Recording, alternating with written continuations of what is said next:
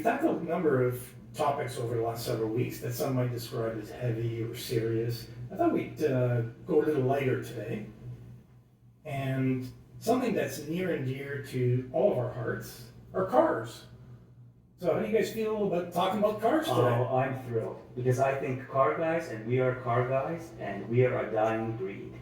You think so? I think we're a dying breed. I don't think there's that much interest anymore in cars, the way we were brought up and the way we really got, interested in the whole car world. I think cars now, I know so many people that don't even bother to drive cars anymore. Yeah. Okay. So there's a number of different topics we can cover under this umbrella of cars. And given that we do have some time restrictions, let's try and bring some structure to it. So I'm going to throw the first ball out and see how you guys feel on the whole topic of electric vehicles versus internal combustion engines. So that let me comment here. We're 4 people here. We have 10 cars into this? Not one electric car. Yeah, it doesn't mean that we don't have I an just opinion. wanted to put that out. Not yet. Not yet, but So keep going, Dominic. Tell us. What are your thoughts? To me, the evidence convincing that the lithium battery is better for the environment than petroleum, using gasoline. Well, The evidence convincing. so for you, it's about the environment? Yeah, it is. Because for me, it's not about the environment. I'm just looking at car for car. If it's something that I don't have to put gas into, so it's cheaper to drive, and it's convenient, and it has instant torque, and it'll outrun anything else on the road, depending on the car, it becomes kind of interesting. Now, the downside is it's not manual. I can't shift it the way I'd like to, with some of the other cars I've had and so on. So there's pros and cons. But for me, it's not about the environment. It's about car versus car. Is it a better It car? should be. Why can't it be all of the above? No, I'm just saying, for me, Yeah. everyone has a different view of what an EV is. For you, you're talking about it from an environmental Yeah. perspective. I'm not. I'm talking about it purely as enjoyable to drive. That's what I I care about. I would like to have something, that checks all those boxes. Why? Why not? So you care about the environment. I care about everything. I want the experience. I want Okay, but quality engineering. So what he just said is that, sorry, my hands are in the way. But what he Keep just them where we can see I them. know. That's the rule we established from the get-go. Okay, sorry guys. No, but what he said is spot on though. For him, it's about the environment.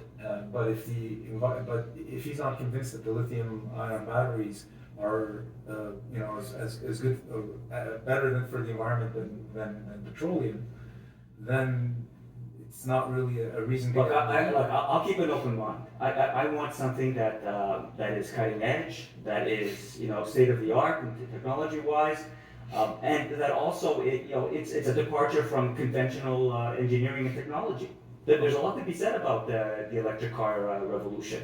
And I agree with you. I'm not disagreeing with you at all. And I find that a lot of the benefits of the EVs are the fact that a lot of them are ground up new designs. So with older cars, you've had different systems. You have 20 different systems in the car with 20 different microcontrollers, and all the software's been written by different people in different eras. One for the HVAC system, whatever. One for the heated seats. One for whatever. Whereas now you get a Tesla, and the Tesla has one software base that's been written just for that car from the ground up, and it runs really well and definitely does a good job.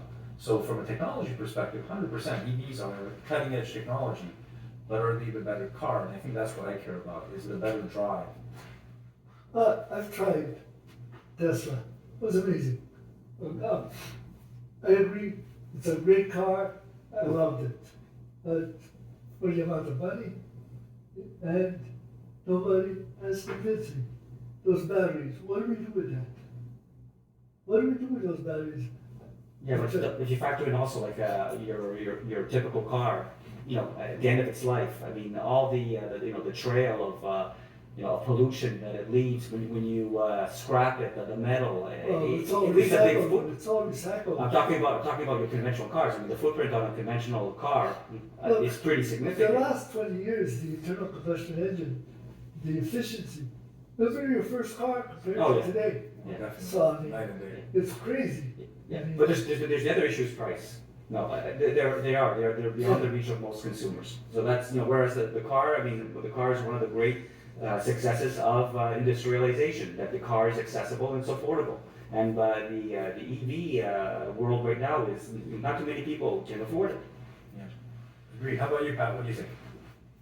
Well, listening to the three of you, the first thing I'm going to suggest is that it's highly subjective, Duh. all right? So, Right. so individuals will be guided by one or two or three key issues that will lead them to either think of EVs as something that's highly desirable, somewhat desirable, or not desirable at all. I think one of you earlier suggested he was the one who looked at things from a pragmatic standpoint. And so if we look at the range issue, right, how far a vehicle will travel before it needs to either be refueled or recharged, I think that's a major deterrent today working against EVs. Absolutely. In spite of the fact that most people use their cars within a relatively short driving distance. Yeah. But the mere fact that when you're looking at taking the occasional road trip, you may be contemplating anywhere from a 45-minute to 1 hour stop every few hours to recharge your vehicle. That's a deterrent for many people. Also, like in metropolitan setting, EVs, people in apartment buildings, where are they gonna charge? Unless they go to a public place. You know, you have your own house, and you can put a charger in your garage. That's one thing. You live in a complex. You know, I mean, yeah, we see a few on the sidewalks now, but those are pretty ugly. They start putting 10 on each block. But even if you live in a house, it's not so simple, right? Because most people are not going to use a conventional outlet to recharge their vehicle. They're gonna want to use something that's faster charging. And not everyone lives in a modern home that has a 400 amp, panel. Good point. Yeah, you're right. And so there are a lot of upgrades required to the typical home in order to accommodate an electric vehicle. It's not inexpensive, beyond the sheer cost of the vehicle itself. It costs. Definitely it'll cost you. Absolutely. But isn't it the beginning though of the technology? So we're still at early stages, are we not? So it will not, a lot of these, issues, like previous technology, a lot of these issues will be resolved over time. They will eventually. It's like the guys, I think it was in Sweden. It was in Sweden or Denmark, I can't remember which, but they did a stretch of highway where they would actually charge the cars that were going on the highway. I saw that. Inductive charging. Right. And that was a way for cars to be charged while being driven on the highway. But that requires a climate that is favorable. This was in a Nordic country. No, I understand, but it doesn't mean that they're doing it year round. I don't understand why they wouldn't be. I mean, we have a Because perfect. there are going to be, in certain environments, climates that don't allow you to charge on the go. I think that's more of the matter of actually digging up the highway and putting in the plates underneath that you need, which actually provide the induction up. So in a relatively small country, governments may find the funding required in order to. It's not going to be easy for North Americans to be digging up tens of millions of miles of or whatever, hundreds of thousands of miles of highway. That's the advantages that Scandinavian countries have. They're small, you can do a lot more things than we can. Or like North America. Yeah, so infrastructure is another major. Yeah. Well, that's what I'm talking about. So to your point about the ability to charge and the power density, if you will, of fuel versus batteries at this point. Yeah, it's much easier to fill a nice car and get 400, 500, 600, 700 kilometers or whatever, 400 miles of range out of a tank of gas that you can fill up in 5 minutes or less, versus batteries that have to be charged now, maybe about 35 to 45 minutes, let's say. They're getting better and better in terms of the charge times. But it's still a big difference. I absolutely agree. And you have to, the more people have these cars, the more you have to wait in line to get charged, especially when you're going to a truck stop or something off of highways, and more people have these types of vehicles. So yeah, we really haven't discussed the impact of cold weather climates. Exactly. Because some of the differences that you're alluding to are even more pronounced Definitely. when you look at cold winter months. But isn't Norway, doesn't Norway, a majority of cars on the road now are EV, or am I wrong? Yeah, I think they're the So- leaders. They're the leaders, right? So they have, I mean, they've addressed the infrastructure issues, and they seem to have a good model that we Yeah, can they're learn a from. $1 trillion sovereign fund. Exactly, so that helps. Because of all the oil. Well, you make choices, you make Well, choices. what's the population there, 300,000, 400? No, it's About a 4 few million? Yeah. It'll be a few. Right. It's also, it's also a cultural thing. It's a cultural thing for sure. But it's also about a commitment. Vikings like a. Right, but people, that's right. But people, it's true. Again, you know, if that's the choice of the country, then it will happen. I mean, where there's a will, you know, things will happen. So that's what we're seeing. There's a will to really go ahead and move with this. So and they're doing it. So you agree I don't with think we public can- policy on carbon pricing? You agree? I agree totally on it. I agree. But that's not the issue we're talking about here. My point though is I don't think you can turn the clock back. I think this genie's out of the bottle, and I think the future It's not a EVs genie. are going to continue It's not a to expand. For me, it's technology for the sake of providing a better car. If it's a better car, if it has better acceleration, it has better handling, it has better electronics inside, it feels better to drive, then that's a fantastic thing. I agree. That's exactly what I'm saying. And I agree that the evolution has happened, but there's also been an evolution with ICE cars as well. And you also have now, to Dominic's point, you've got these unbelievably efficient, 4 cylinders pumping out 250, 300 horsepower, and are a blast to drive, And that are affordable. and they hardly emit any bad. No, that's the jury's out on that. Well, They're still polluters. They're still significant not, as emitters. not like they used to. Yeah, I think we gotta be careful on that subject, because this whole notion that people who buy EVs are making a better choice for the environment is not entirely accurate. I agree. If we look at what's involved in sourcing the raw materials required Yeah. to make key components for electric vehicles, Nickel, cobalt. it has a very significant impact on the environment. Yeah, but you can say the same thing about ICE. You can say exactly the same thing about all the material that goes into building. I'm not saying otherwise. I'm only suggesting that for people who argue that EV is a far superior choice for environmental reasons, Mhm. most of those people either don't understand, or if they do understand, are not talking about the story holistically. Yeah, but Pat, Because it is extremely damaging to the environment when you consider all of the activities involved in the sourcing of raw materials, key components. And how about end of life? but is it To worse? Dominic's point. Yeah, but is it worse? Is it? I'm not saying it's worse, It's but not the that idea, much the better. idea that But- that it is the only choice, Yeah. because it is the environmentally conscious choice. The other point I would make is that we're, like a lot of people today, debating EV versus internal combustion engine, but those are not the only two choices. Exactly. Hybrids. There are other options available. Hydrogen. Hydrogen, Hydrogen is the better yeah, one the anyway. better one. But that's still in That's its what infancy. Toyota has been doing. Toyota is investing. I know, but you haven't reached a level where it can be marketed, mass marketed. Not yet, Well, I but think they're we're close. gonna see a very significant shift over the course of the next few years. Yeah, So already today, we're seeing a slowdown in the growth of EV adoption.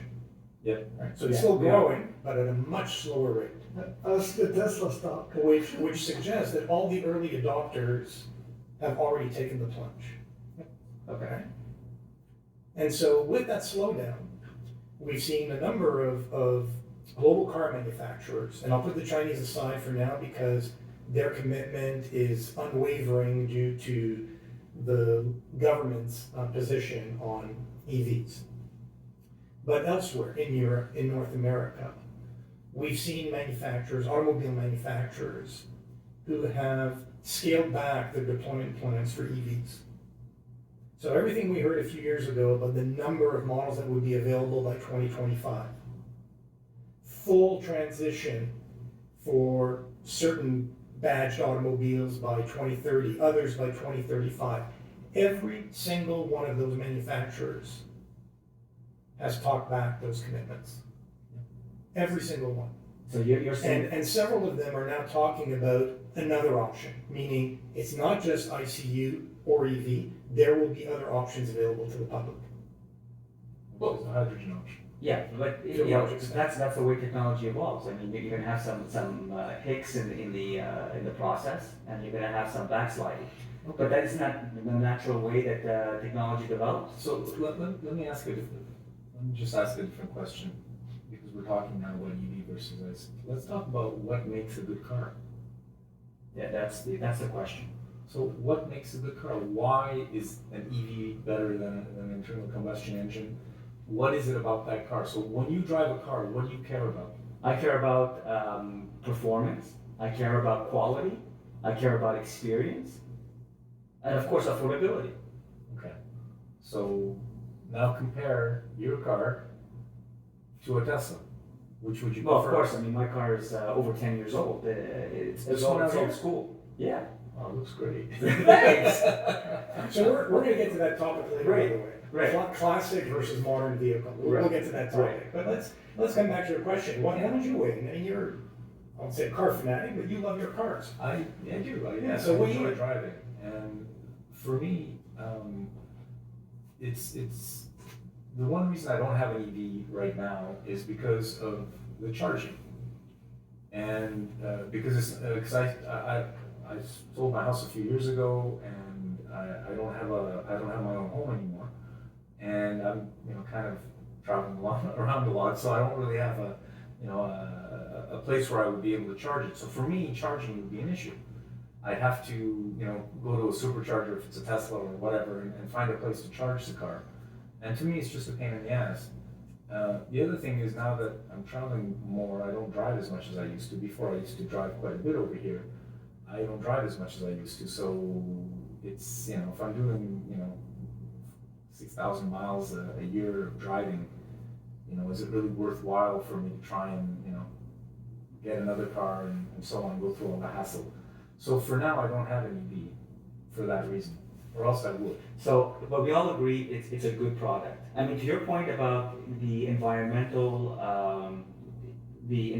effectiveness of an EV compared to an ICE, I think when you compare everything, at the end of the day, zero emissions, really weighs in the favor of. I mean, there's serious contributions to clean air if you're not emitting any petroleum. So hydrogen is the way to go for that. No, I agree with that, but I'm just saying, like, so at the end of the day, you're right. I mean, I can see your point about, all these components of these EVs, what they require in terms of exploitation of the earth and resources and the level of resource utilization.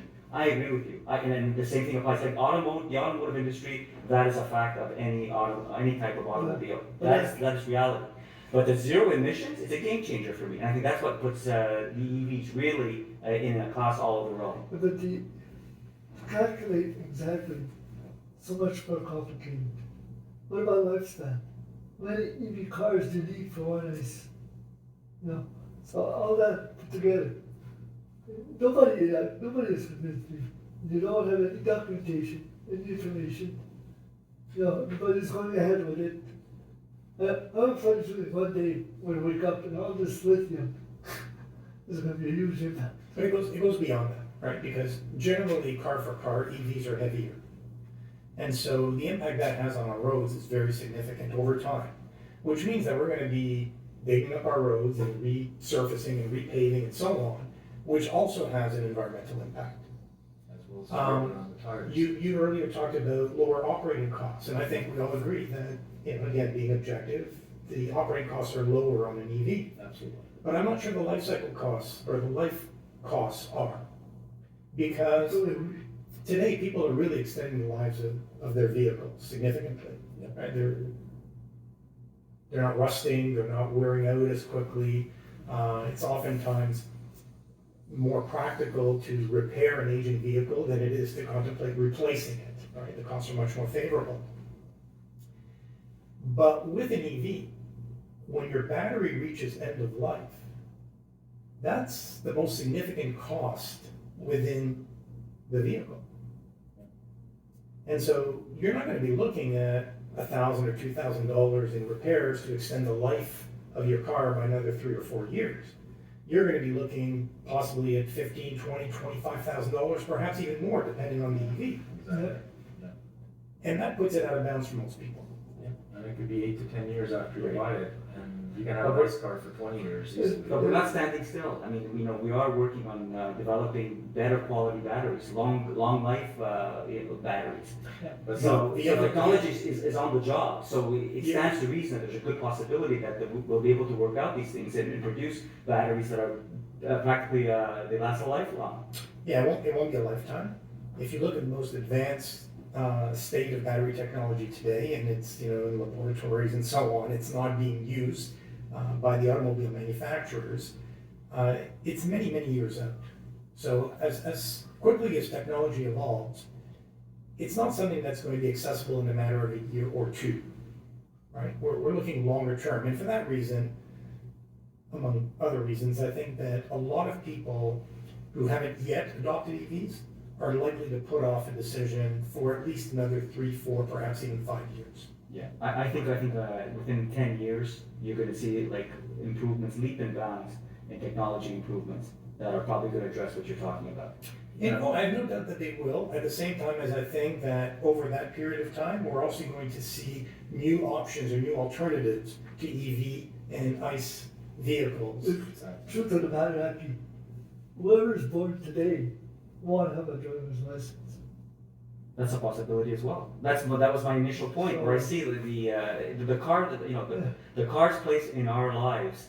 That's very interesting. That's not, we're not seeing that anymore in No. society. It There isn't, it doesn't, cars don't have the same place, in people's lives today as they did in our lives, I think. No, That's what I mean, we're a dying breed. they'll think a cell phone or whatever it is at that time and order a car, driverless car.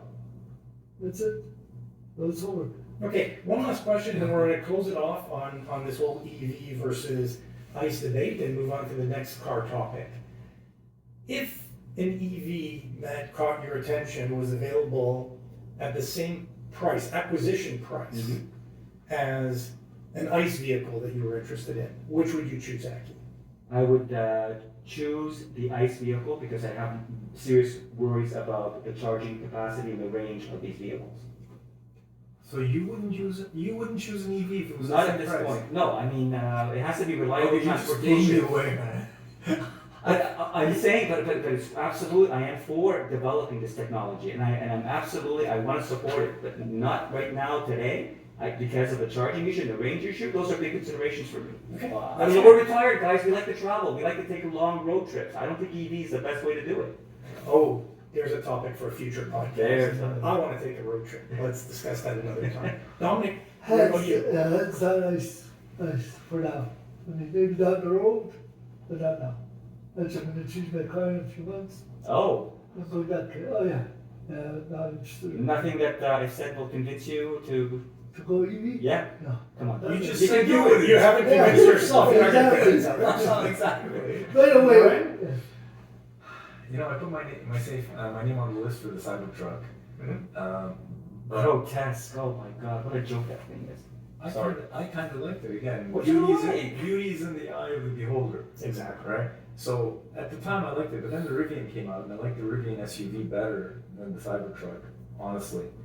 And now the Rivian has an R2 and an R3 version, so smaller versions, medium and then small size. So maybe the R2 or the R3 on the Rivian side would be really interesting for me as an SUV in the future. But for now, no. I'm not at that point right now because, The Cybertruck is a dust collector on wheels. like I said, I want to move over to the Rivian. At the time, I liked it, and I put the $100 whatever down payment on it. You're better than this. Hey, It's better than what? The Cybertruck, it's absolutely, it's atrocious. It's like the Aztec. Remember the Pontiac Aztec? The joke is that it was a bunch of engineers, who decided to put it together as an April Fool's Day Yeah, it project. comes down to personal preference. Exactly. Personal taste. What about you, guys? ICE is the simple answer. And I had contemplated, because we're a two-car family, I had contemplated one ICE vehicle and one EV. I thought that was going to happen by 2025. 2025 is around the corner, and I can tell you for certain that it will not happen in that time frame. We're looking probably another 3 years at least before we contemplate the purchase of You gotta love a guy with a plan. It's like, 3 years. Yeah, exactly. I love it. Okay. So now we know, So, we're all ice baby. Ice baby. I'd like to table another topic for conversation. Let's go for it. Classic versus modern car. Now, it could be sports Stock. car. Stock classic or modified classic? Take it away, Aki. Wow. It's gotta be stock. Stock. Gotta be stock. Stock. Yeah. Stock classic. Oh, yeah. Okay, so I'm going to surprise you. So I will say that modern cars certainly are at a very, very high level of performance, technology, and good design. So in the perfect world, well, I'd like to have both. I mean, I'd like to have a classic, and I'd like to have, absolutely a state-of-the-art modern sports machine. Now, there's this really booming industry, as we know, of manufacturers who specialize in taking classics and keeping the design and then just converting them to modern day high performance vehicles. Now that's the way to go. And why is that the way to go? Because then you get the best of both worlds. You have the beautiful, unique looks of those classic cars, and you have all the benefits of today's technology. That's a great business concept. Why would you be opposed to that? It's because you said stock. Stop stocking. No, I'm just saying that I'm saying stock versus Stock. what I'm saying. There's a third way. And the third way is this business model that I'm talking about, where you can have like a classic Mustang, a Corvette, you name it, but everything updated to today's standards and today's technology. And you've seen them. If you research this, and you see them. I've seen it. They're beautiful But- machines. For me, it's simple. If I was a collector, I would collect, obviously, classic, Yeah. but I wouldn't drive them. I would drive modern cars. So open a museum. That's about it, yeah. Yeah. Okay, so I'll And sorry, what is it that appeals to you? To me, to answer that question that was asked before, it's two things, comfort and looks. yeah. Well, you say comfort. You wouldn't drive it. You would collect them. Yeah, I would drive them. So Like Jay Leno does. so what is the appeal? Yeah, when you have money coming out of your pockets that are just falling out of your pockets, might as well use it for something. What about a car that you would drive, even if only occasionally? No. Like, for example, like what? Yeah, driving occasionally, they could make an argument for a nice stock classic. Let's take what type of cars did you like when you were a kid? When I was a kid, it's a good question. Sads. Yeah, I You love Sads, What didn't you? kind- Did you turn your head if you saw a convertible '66 Mustang drive by? Yes. It was the Corvette. The Corvette. Yeah, because there was a guy on my blog with a Corvette, and I was 8 years old, and so that got my, yeah. Okay, so let's take a vintage. Did he offer you Six- candy? So, so you have an opportunity to get a '62 to '67 classic Vet, Okay. or a more modern version of the vehicle. Which would you take? You know what? If it was like a 55, 56 Vet, maybe. Or else give me a modern one. Okay. Interesting. Naren? I'm modern on the one, And why is that? because I like tracking, and you're not gonna track an old car because you're gonna be dead, or you're not gonna be going very fast. So, yeah, the modern cars are amazing. They drive, they handle so well, it's just a fantastic feel. And to be able to actually, I like driving manual. It's not faster on the track, but to be able to just do a perfect downshift and get it right, and get into, just get that right, the right angle or the right line into a curve. You tell them, brother. You tell them. It just feels so good. It feels Yeah. like you're part of the machine. Yeah. So Yeah. when you can get there, and it's not, I'm obviously not good enough to be a good driver on the track, but the few times that you do it just right, it just feels so good. You feel like you're part of the machine, like I said. So it's the best feeling. So And what are your thoughts on the rest of the ones? on The rest of them. it is the best of both worlds. I kind of like that.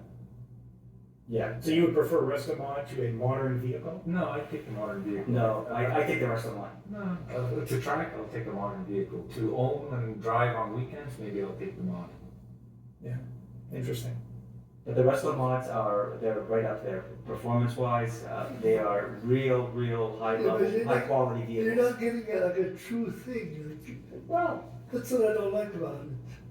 I think they just look fantastic. I think they're very faithful to the original car, the original concept, and then just I think it's the perfect mix. It's a great So would you car. pay? Yeah, the question is, would you pay like $180,000 Oh, that's the thing, for a yeah. 1966 Mustang fastback? Well, if I had money coming out of my pockets, Well, I would say. Well, So yeah, that- yeah, that's past the I part. want- I want- You're hanging on, let me grab the But it's closer to being back off. So yeah. So how about you? What's your poison? so I'll say with the exception of music, I've never been the nostalgic type.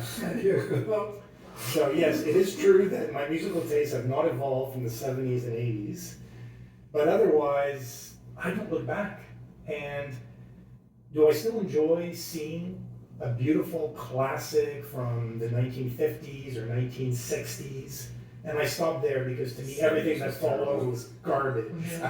The answer is yes. I'll turn my head, I'll look at it, I'll appreciate it. I have no desire to own it, none whatsoever. And you talked earlier about technological progress and advancements. The modern day cars are outrageous as far as their performance, as far as their reliability. They're not in the shop every week to be tuned, right? They're technological marvels. And the problem I have with the resto mods, that you talk about 180 grand, many of them are going for 200,000 plus. That's crazy. And at that level, you can get yourself an absolutely stellar. Now, I understand this is rarefied air, right? Not everybody is in that market. If you're going to dream, you may as well dream. If you're going to spend over 200 grand on a car, I ain't buying a resto mod, I agree. Well, I'm with that. right? Of course. A replica 1967 Eleanor Mustang for $220,000. I'll take that. I like well, the amount I will is a take little that. too expensive. No, I've had- Hurricanes.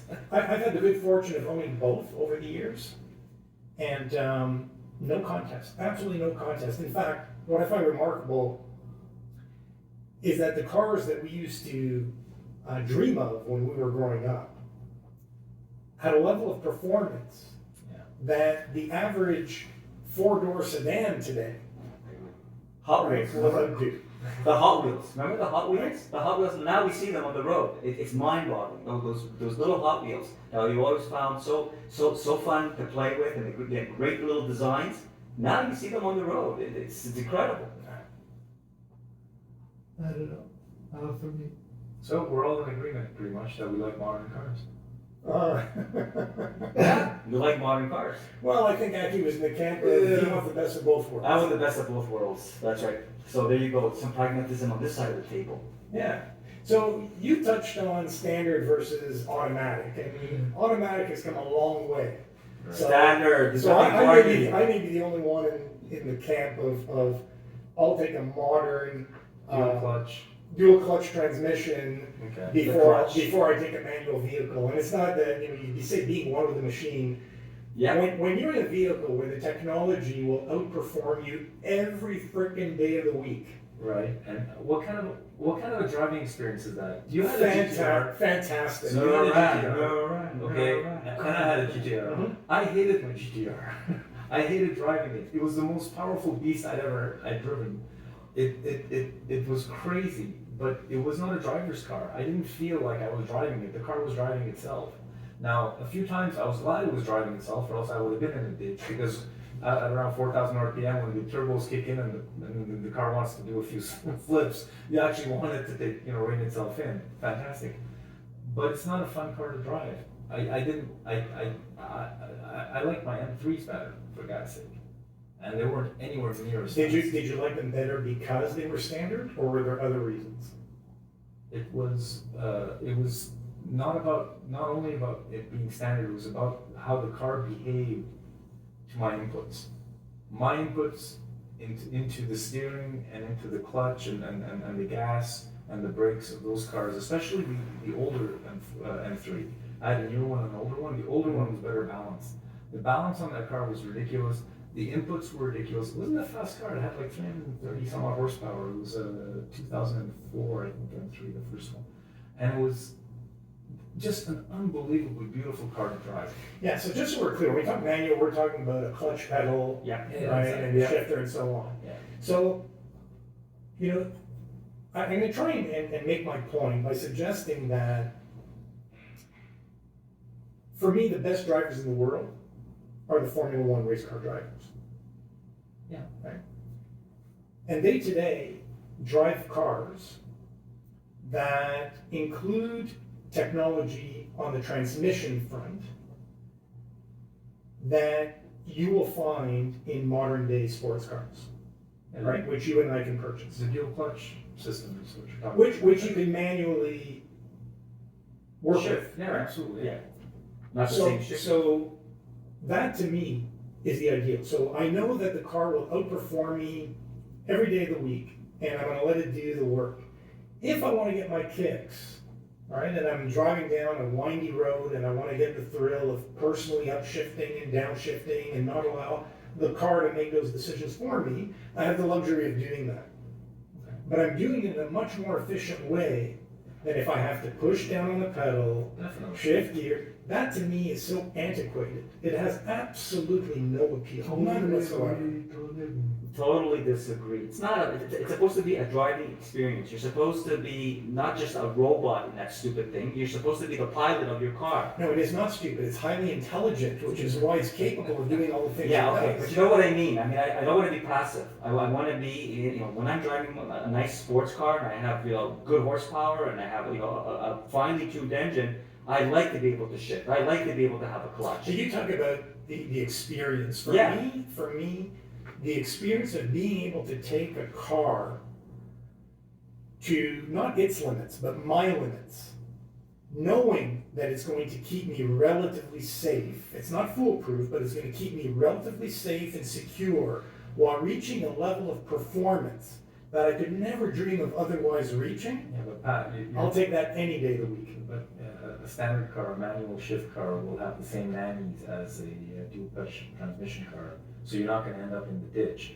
So that No, should be but the my point is that when I'm behind the wheel of a dual clutch right. automobile, I can focus all my attention on the road Exactly. and try to maximize the performance. When I'm driving a car that requires me to simultaneously do a number of different things using various limbs, it's not as safe an experience, at least not in my mind. I think it's a more enjoyable experience. So I can chew gum and walk at the same time.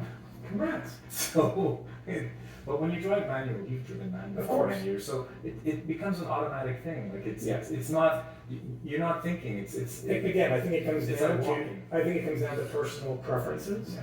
I'm not going to deny that there's a certain level of enjoyment that comes out of shifting gears. But if you're asking me to make a choice, I got to purchase a car with either one or the other.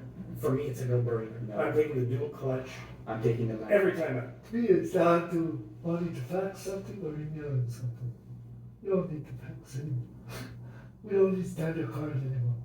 Most of the manufacturers are Yeah. stop making them. Our kids, all three of my kids drive standard. They drive stick.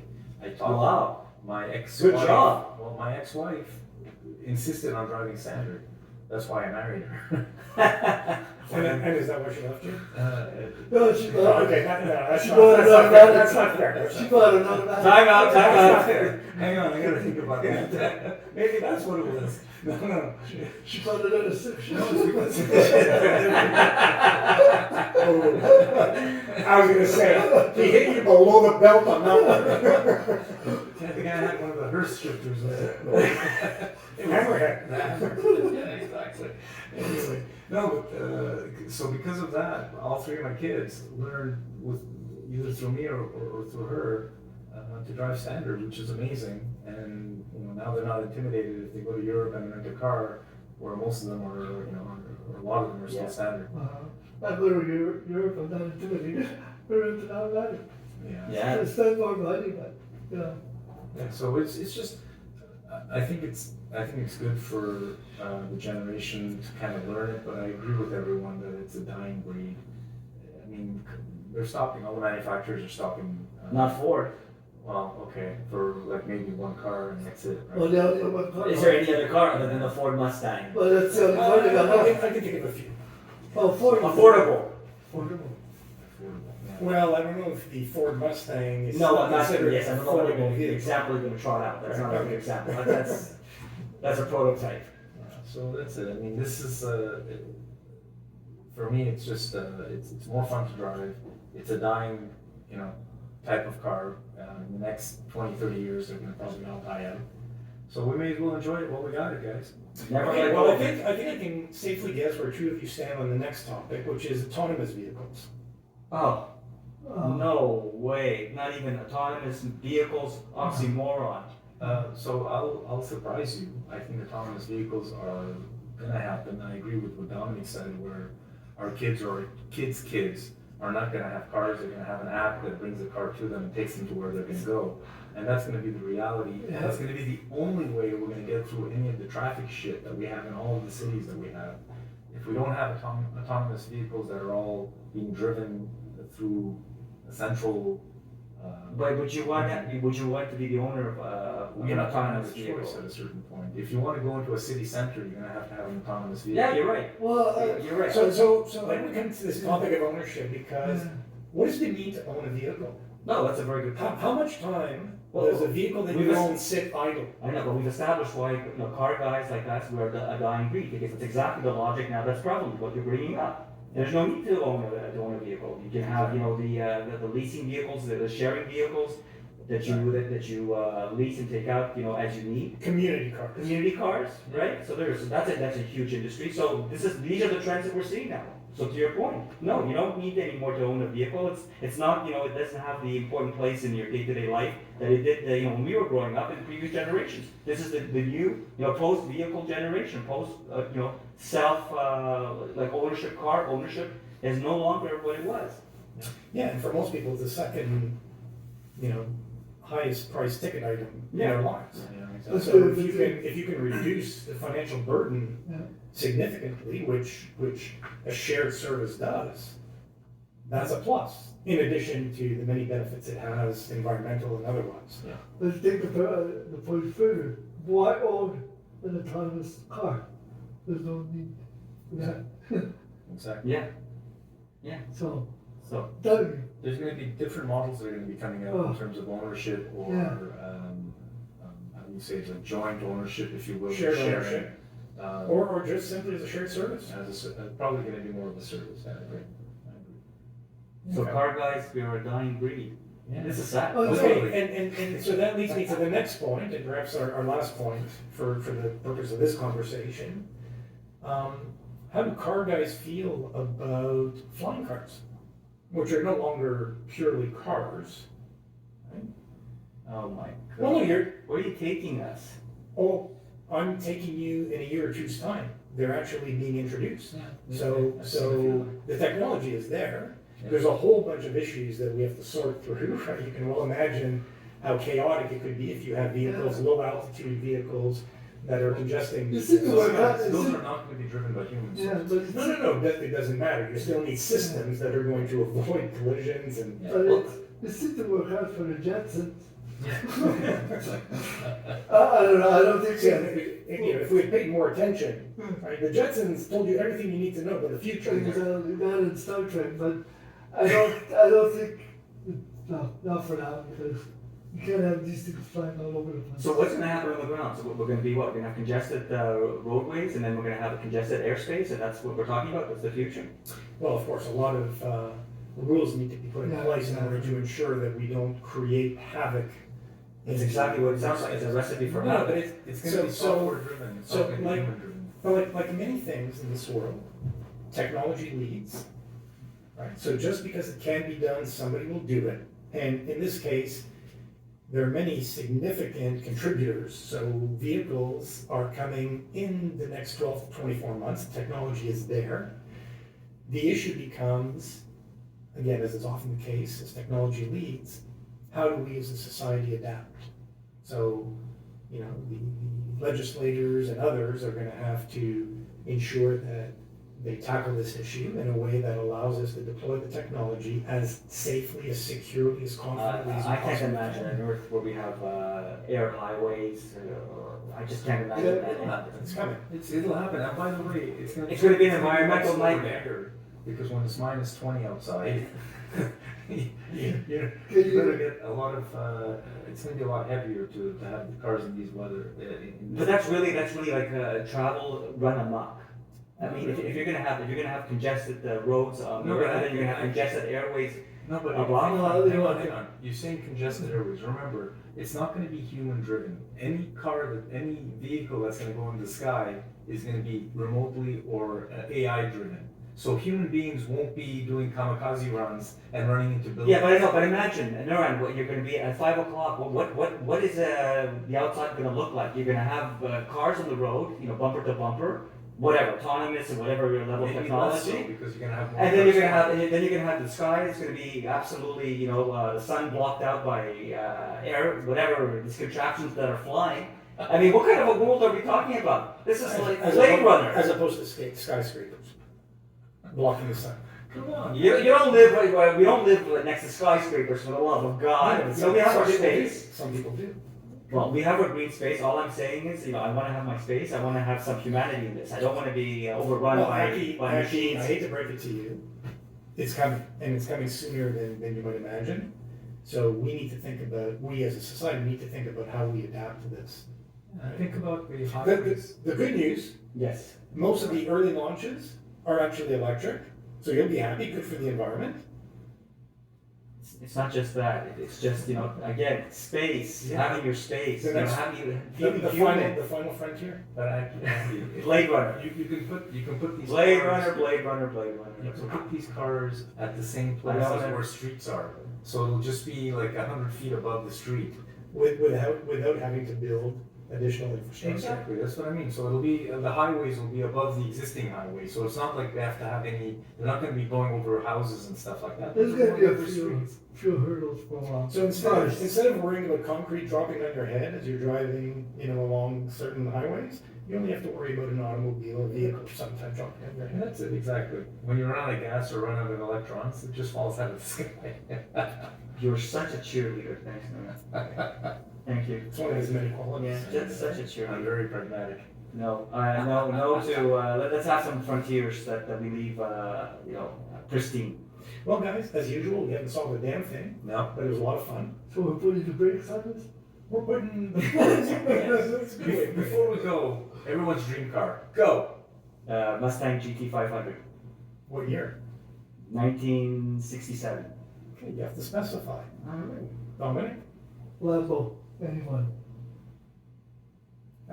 Noran, how can you reduce it down to one choice? Yeah, I know. That's Cybertruck. No. Yeah, we'll get back to me. Go. Okay, since we're dreaming in Technicolor here, Mercedes won. Oh, okay. What the hell is a Mercedes 1? Yeah, Something very expensive. yeah, I'll just- All right, Google this. Yeah. It's a tough one. It doesn't have a clutch. Hey, don't laugh. That's a very serious A argument. foot clutch. Okay. Let's go for the Rimac. Good choice. Yeah. Good choice. We'll go for that. You'll be happy. It's an EV. Very quick. Very quick. Beyond great. Yeah. Guys, always a blast. Thank you. Keep on rolling. See you soon. Take care, guys. Bye. Bye.